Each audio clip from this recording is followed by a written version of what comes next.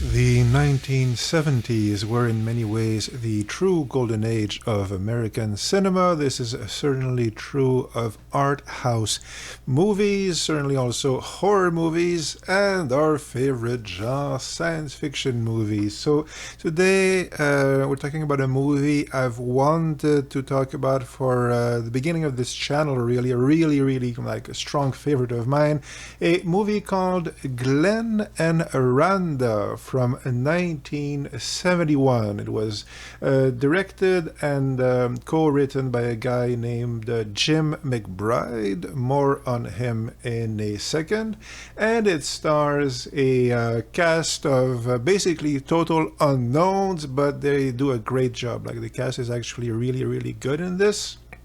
The main guy, he plays Glenn. He's called Steve Curry in real life. He basically didn't do anything. He had a few roles, but like his last credited role on IMDb is some minor character in a softcore erotica movie in the 80s, something like that. The Randa character, the actress playing her, she's played by Shelley Plimpton, who also basically didn't do many movies, though she was in the original production of Hair on Broadway, and she is mainly known as the mother of Martha Plimpton, who was in the Goonies and Mosquito Coast, and like one of the big female teenage actresses in the 80s. If you were around back then, you know her. As I said, the cast is really good in this, and both of them, the two leads, even though they're completely unknowns, they're really good. So anyway, what's the story? Quite simply, we're decades after a nuclear war, probably around like maybe 30-40 years after the war, and nature has reclaimed a hold over the planet, and but there are pockets of survivors in very primitive communities, and in one of those communities we have our teenage heroes, Glen and Randa. Glen is an important guy in town because he can just about read and he knows which of these salvaged cans are probably have probably gone bad, right? So he's a big guy in town, but he reads about the lost city of Metropolis, and he longs to see the city. He doesn't like all this primitive life, right? He knows that humanity can do better. So he sets out with Randa on this adventure to find the fabled lost city of Metropolis. And will he succeed? Well, I'll let you figure it out. And did I mention that she's pregnant? Randa. Yeah, she finds out she's pregnant about midway through the movie. So this is a powerful film. Yeah, I just rewatched not the whole thing, but bits of it just before making this video. And so if you've seen Silent Running, obviously the story is completely different, the aesthetics as well in many ways, but they're quite comparable in terms of general tone and feel and film making sensibility. Silent Running, another of my favorites, which I'm sure to make a video here eventually. Also, we did a video when the channel started on a fantastic post-apocalyptic Czech science fiction movie called Late August at the Hotel Ozone, another like really good film, which is quite comparable, certainly like philosophically and again in terms of tone. So usually when you have a post-apocalyptic story, the two main flavors we tend to have are either absolute horror or grief and sadness. And this one is definitely in the grief and sadness camp, with extra helpings of sadness.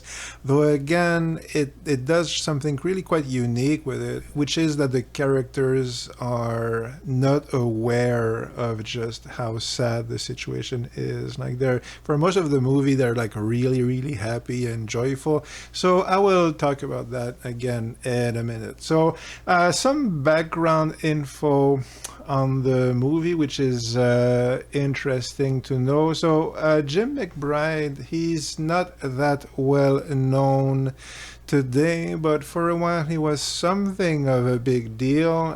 He directed a first movie called David Holtzman's Diary, which I haven't seen. I think it's on YouTube though. And it was a very, very, very, very small, low-budget movie, which he did the camera on, and like it's basically a film student filming his life with this like 16mm camera, and hijinks ensue. Like so actually he had a lot of success with that. Again, people don't remember that movie, but he's very comparable in many ways to Kevin Smith in that he did a low budget movie with just like bits of string, essentially, like on his own dime, and it found a lot of critical success, and it was smart, and it was heartfelt, and people loved it. So that launched his career. Kevin Smith did Clerks. Eventually he did Mallrats, and then Chasing Amy. So Glen and Randa is essentially this guy's Chasing Amy. Later he would have a relatively big career, certainly in the 80s. He did the Big Easy with Dennis Quaid, which was, I think, a pretty big hit from memory. He also did Great Balls of Fire, the biopic on Jerry Lee Lewis.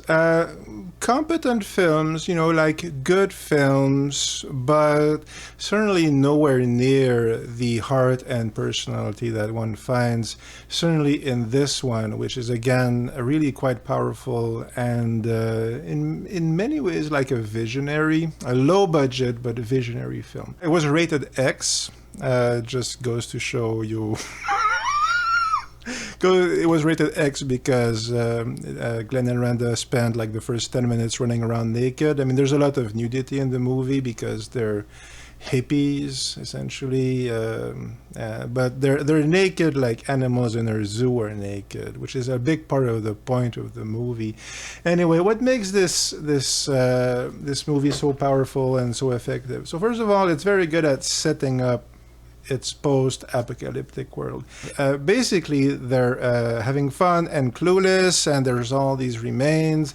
They live in a big commune, which I think I mentioned, and Glenn is growing through all the cans. And this is really striking, that whole sequence, because, he's basically a 4-year-old, like mentally, but he's the guy in charge of this community, essentially. And like his criteria for rejecting the cans are, one guesses, not quite scientific, like who knows on what he's basing himself. But yeah, you get the sense that they're doing fine. I mean, they're opening the cans, which may or may not contain dog food. I mean, who knows at this stage? And they're heating it with the means they have, and they're making it work, but it's all extremely primitive, and most of the characters they are smart in the sense that in the same way the characters in Quest for Fire are smart.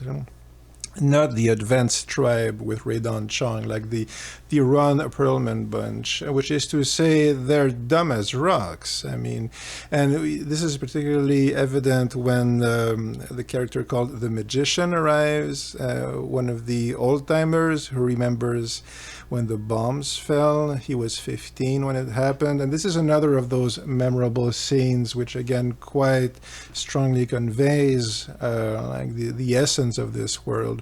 So this is a guy, one guesses he's maybe like 50, 60, something like that. And he has this strange motorcycle contraption with tons of gizmos hanging on it. And he rides around from post-apocalyptic town to post-apocalyptic town, and he puts on a show. He's quite a smooth talker. And as opposed to all these people, he's actually smart. Okay, he still has some of that old-time intelligence, and he's like making this spiel about civilization and buying Xerox and all this thing. But it's an act, right? He's putting on a show, and he mentions, oh, by the way, I'll be in my tent tonight, and I'll be showing you all these wonders. And if you have some gold and jewelry, in your pockets, I will gladly take it, right? And if you don't know what that is, it's all that shiny stuff. So I don't know what he does with the gold of jewelry, because obviously it's worth nothing, okay? But he's this strange huckster character, and later on you can tell he's quite, dare I say, horny for a beautiful Randa. But also, he puts on this show, and it's all like he has a generator and he has a blender which he turns on, and this really impresses the survivors. Like, oh, electricity! He has a record player, and like just this array of pre-war, like pre-nuclear war, really like banality, really like worthless artifacts, pieces of junk, but which impresses the yokels. But I mentioned like he's horny for Randa, not in an overly like icky way. It's just like he's horny, right? After the apocalypse. But Glen keeps going on about where's this city? I want to go to this city. And like the magician, that guy, he keeps saying, you don't want to go there. Oh, sure, you can find it, but maybe there's some people there. But no, do yourself a favor, kid. Don't go to the city. And he keeps repeating, but Glen he's having none of it. So eventually, magician kind of puts him in general direction, gives him a map, but Glen can read, but just barely. He doesn't know what the map is. He doesn't know anything, really. That scene, again, really is a good illustration of what the movie is always doing, because the core nature, like the core artistic mechanism of the movie is that all the characters we see, certainly all the people who weren't around before the apocalypse, they're all super happy, generally speaking. They're having a fun time. This is all basically Garden of Eden stuff. It has strong Garden of Eden vibes, especially the beginning with Glen and Randa running around naked in the trees with the car in the trees. But they don't know, but we know. We know really well what has been lost. And there's one sequence, again, not really spoiling it too much because it's not like a big reveal. And this is not really a movie about, reveals and these amazing, discoveries. I mean, anyway, so he's reading a letter, Glen is, and like later on he finds a letter and he's reading it phonetically, but he doesn't understand what he's reading. He can kind of voice the sounds, but that's it. And it's a letter from a survivor after the nuclear war.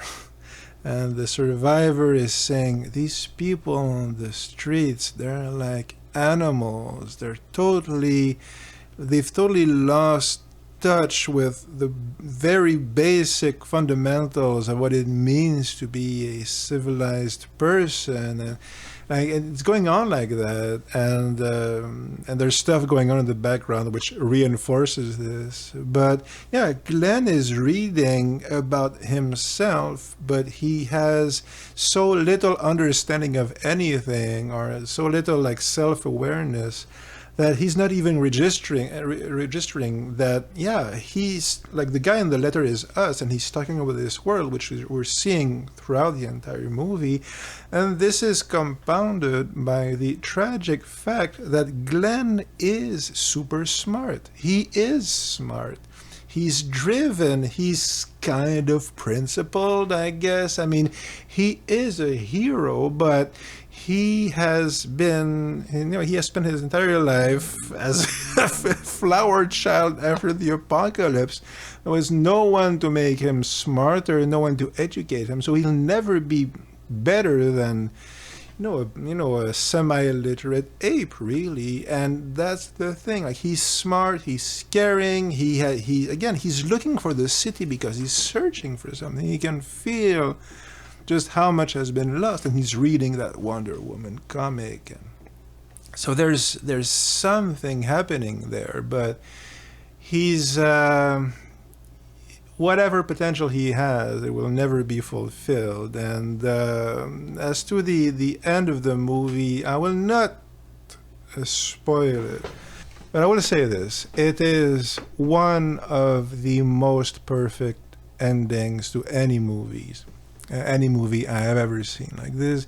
And I wondered, obviously, because I had read the description of the movie for like many years before actually finding a copy, and I did wonder, okay, how are they going to manage this? Okay, so because Metropolis doesn't exist, spoilers.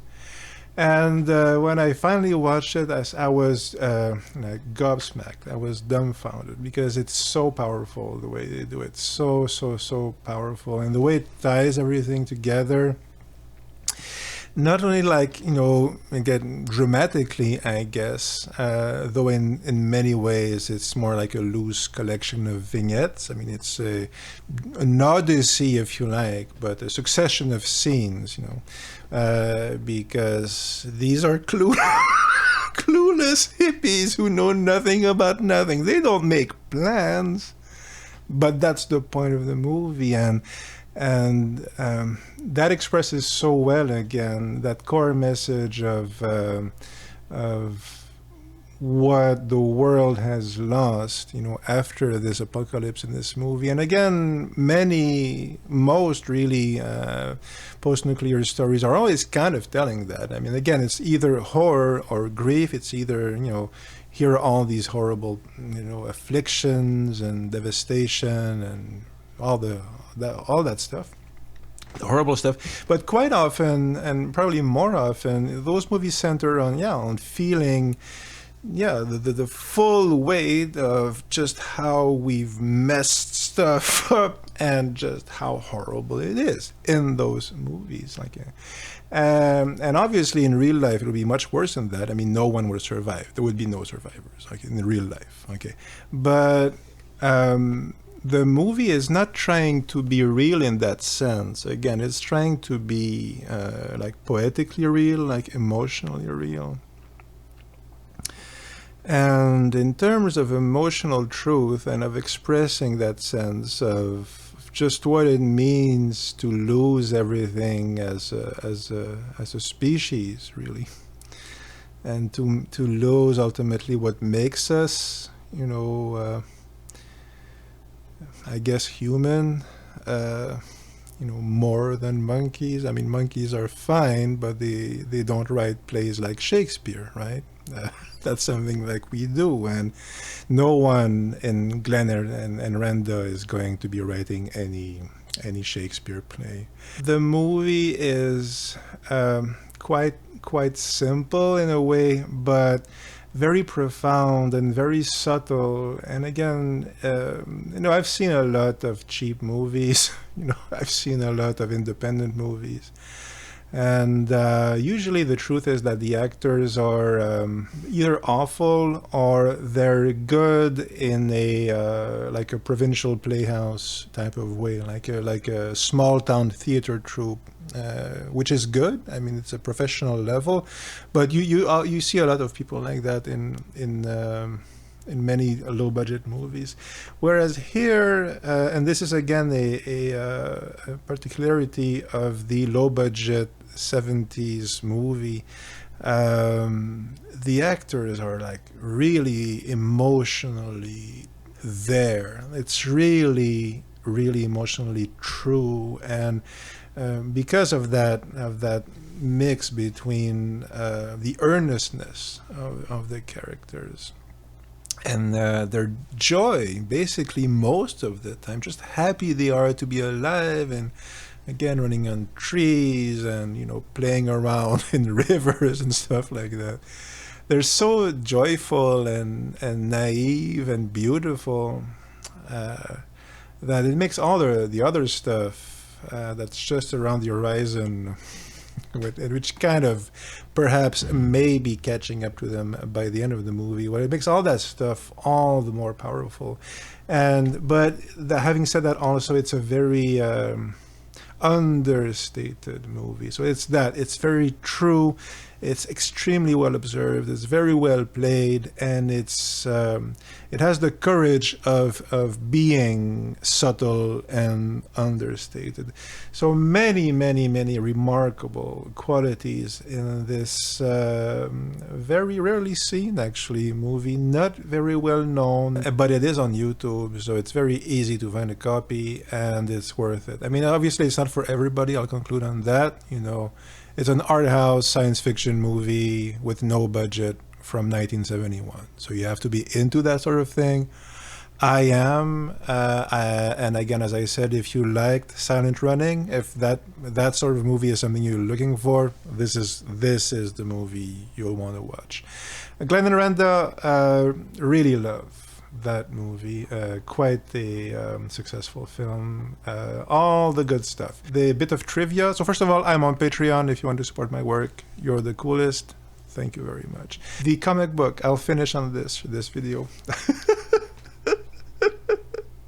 I always wondered the actual comic book that Glen is reading, and it took me about an hour to find it. It's Wonder Woman issue number 58 from March 1953. So if by some chance, like me, you've always wondered what the actual comic book that Glen is reading in Glen and Randa, Wonder Woman, number 58, March 1953, will set you back about $300 on eBay. The villain in the story is the Brain. He's just a guy with a goatee in a suit and a hat. And the story is called 7 Days to Doom, the main story. I like Wonder Woman. Anyway, so that's it. That's it for today. If you would check it out, do let me know. And take care, live long and prosper, and keep watching the skies.